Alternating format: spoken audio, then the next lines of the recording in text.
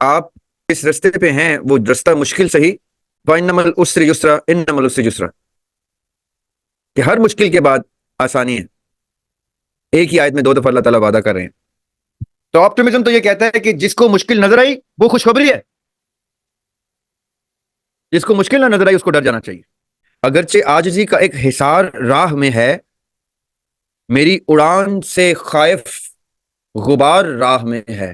اگر آپ نے اس ویران گھر والے کو اپنا محبوب بنا لیا اور اس کو ہم سفر بنا لیا آپ نے، پھر آپ منزل کی طلب ختم. آپ کہیں گے تکلیف کی خیر ہے، محبوب ساتھ ہے، محبوب ہم سفر ہے، اب تکلیف آئے جو کچھ ہے میں نے منزل بھی نہیں دیکھنی، بس میں اس رستے پہ چلتے جاؤں گی کیونکہ میرا محبوب میرا ہم سفر ہے. یہ وہ ہجرت ہے جو ہم اپنے اوپر تاریخ کر کے آئے ہیں. یہ ہجر ہے. ہجرت ورڈ جو ہے نا وہ ہجر سے نکلا ہے. ہجر ہوتی ہے جدائی. ایک ہجرت کا حکم آیا تھا اور ہم آ گئے نا یہاں پہ. اس ہجرت میں ہم نے اپنے محبوب کا وصل دیکھ لیا تو وہ ہجرت تابد ہوتی رہے. السلام علیکم سر. وعلیکم السلام، کیسے ہیں آپ؟ ٹھیک ہیں؟ جی الحمد للہ سر، میں ٹھیک ہوں.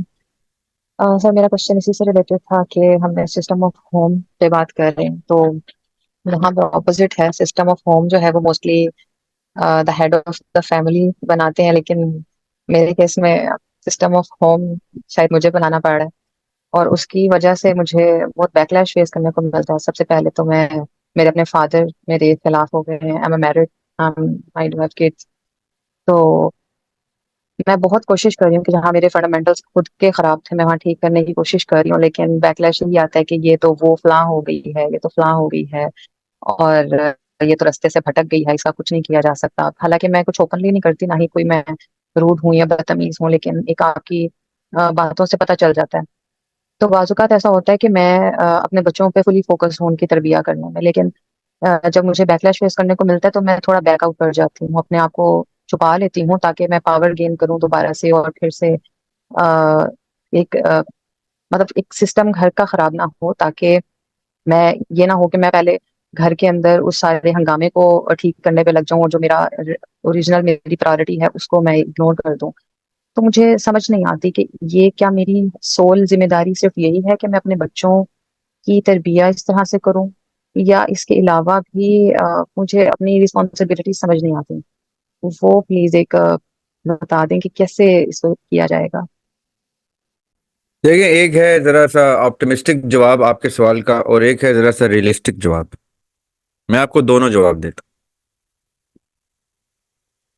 آپٹمزم یہ کہتا ہے کہ ابھی جو علی مرتضیٰ نے بات کی،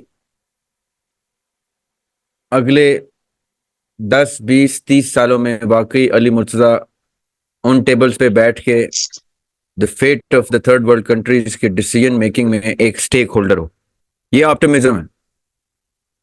اور آپٹمزم توکل کا دوسرا نام ہے. اللہ تعالیٰ کے لیے تو کوئی چیز مشکل نہیں ہے. اللہ تعالیٰ تو کچھ بھی کر دیتے ہیں، کسی کے لیے بھی کر سکتے ہیں، جب دل کرے کر سکتے ہیں. So optimism is a very positive trait of a moment. تو آپٹمزم یہ کہتا ہے کہ آپ جس رستے پہ ہیں وہ رستہ مشکل صحیح، فَإِنَّمَا الْعُسْرِ يُسْرًا إِنَّمَا الْعُسْرِ يُسْرًا، کہ ہر مشکل کے بعد آسانی ہے. ایک ہی آیت میں دو دفعہ اللہ تعالیٰ وعدہ کر رہے ہیں. تو آپٹمزم تو یہ کہتا ہے کہ جس کو مشکل نظر آئی وہ خوشخبری ہے، جس کو مشکل نہ نظر آئی اس کو ڈر جانا چاہیے. پھر اللہ تعالیٰ قرآن پاک میں تو بارہا یہ بات کرتے ہیں، وَبَشِّرِ الصَّابِرِينَ، اور خوشخبری سنا دو صبر کرنے والوں کو. ان اللہ مع الصابرین، دو ہی رخ ہو سکتے ہیں، یا اللہ آپ کے خلاف ہو سکتا ہے یا اللہ آپ کے ساتھ ہوتا ہے. صبر کرنے والوں کے ساتھ کھڑا ہو جاتا ہے اللہ تعالیٰ.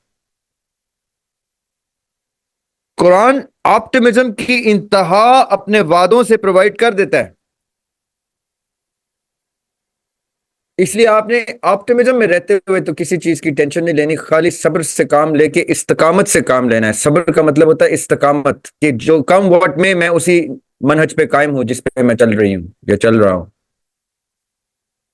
یہ ہے صبر، اور یہ آپٹمزم کی انتہا.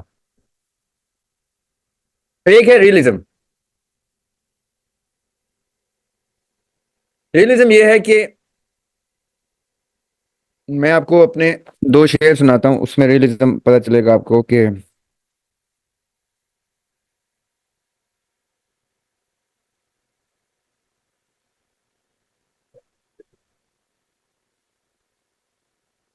اگرچہ عاجزی کا ایک حصار راہ میں ہے.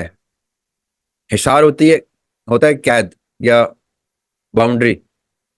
اگرچہ عاجزی کا ایک حصار راہ میں ہے, میری اڑان سے خائف غبار راہ میں ہے. میرا تو منزلوں سے کوئی واسطہ ہی نہیں. میرا تو منزلوں سے کوئی واسطہ ہی نہیں, مجھے یقین ہے پروردگار راہ میں ہے. جب مجھے یہ ہمسفر مل گیا, کبھی کبھی پتہ نہیں آپ کے ساتھ کس کس کے ساتھ ایسا ہوا ہے, کبھی کبھی آپ کو ایسا ہمسفر مل جاتا ہے کہ آپ کہتے ہیں منزل دور ہو جائے.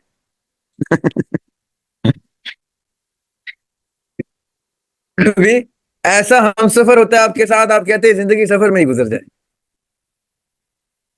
اب منزل آئے گی تو میرا ہمسفر مجھ سے جدا ہو جائے.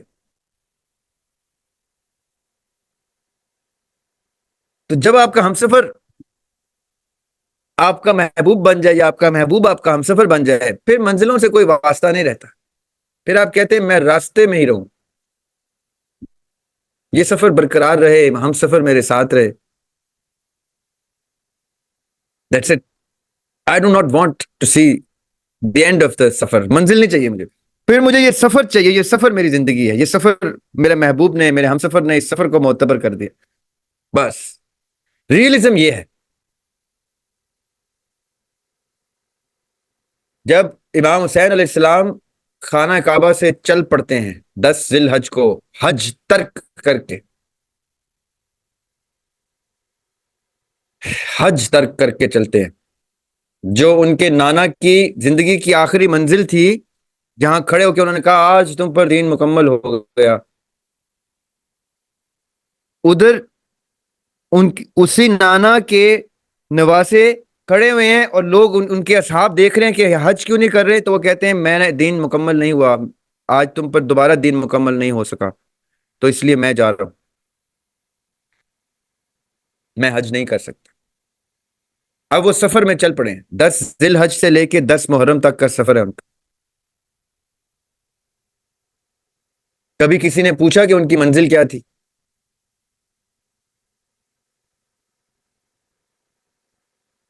ان کا تو منزلوں سے کوئی واسطہ ہی نہیں تھا. ان کو پتا تھا کہ پروردگار راہ میں ہے. ریئلزم یہ ہے کہ I don't want to see the destiny, the destination of mine in my lifetime. I want my lifetime to be my travel time. If my journey is so beautiful that my beloved accompanies me. اگر آپ نے وہ جس کا ویران گھر ہم نے شروع میں ڈسکس کیا ہے, اگر آپ نے اس ویران گھر والے کو اپنا محبوب بنا لیا اور اس کو ہم سفر بنا لیا آپ نے, پھر آپ منزل کی طلب ختم. آپ کہیں گے تکلیف کی خیر ہے, محبوب ساتھ ہے, محبوب ہم سفر ہے, اب تکلیف آئے یا جو کچھ ہے, میں نے منزل بھی نہیں دیکھنی, بس میں اس رستے پہ چلتی جاؤں گی کیونکہ میرا محبوب میرا ہم سفر ہے. پھر آپ کو یہ ٹینشن ختم ہو جائے گی. پھر آپ کہیں گے تکلیف کی خیر ہے. بھائی تکلیف نہیں ہوگی تو شک ہوگا کہ میں ٹھیک رستے پہ ہوں کہ نہیں. مولا علی نے کہا تھا اگر رستہ بہت سموتھ, بہت آسان چل رہا ہے تو سمجھ لو تم غلط رستے پہ. تو مشکلیں ہی تو بتائیں گے کہ میں ٹھیک رستے پہ ہوں. بس ہم سفر میرا محبوب مجھے بن جائے, پھر مشکلیں تو میں جان بوجھ کے لوں گی. That should be your realistic philosophy. سر ایک شکوہ تھا آپ سے کہ آپ نے نکارہ بنا دیا. بالکل میں بہت کچھ کرتی تھی فائنینشلی اپنے آپ کو اسٹیبل کرنے کے لیے, لیکن اب سارا دن محبوب سے باتیں کرنے میں گزر جاتا ہے. تو پلیز اس اسٹیٹ سے باہر کیسے آتے ہیں یہ بھی بتا دیں. اپنے اوپر کوئی کسی یتیم کی کفالت لے لیں, اپنے اوپر کچھ ایسی ذمہ داریاں لے لیں جس کے لیے آپ کو اپنے کمفرٹ زون سے نکلنا پڑے. exactly. Do that. इंशाल्लाह. फिर आप कहेंगे अब आपने ऐसा निकाला है दरिया भाई कि मैं अब उन्हीं कामों में फिलैंथ्रोपी में लग गई, मुझे वापस महबूब के पास जाना है.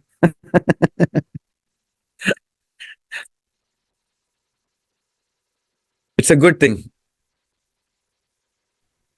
हमारा महबूब बहुत बहुत अरसे से मुंतजर है, जिसको जब जब वो मिल जाए उसके साथ वक्त गुजारना अच्छा है.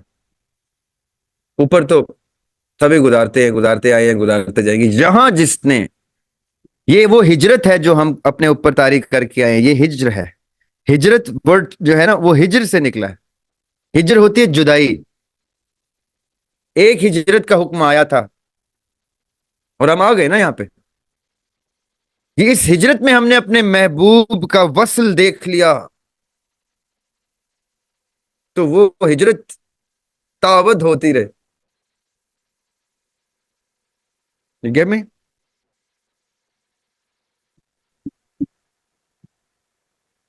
खूबसूरत हिजरत है.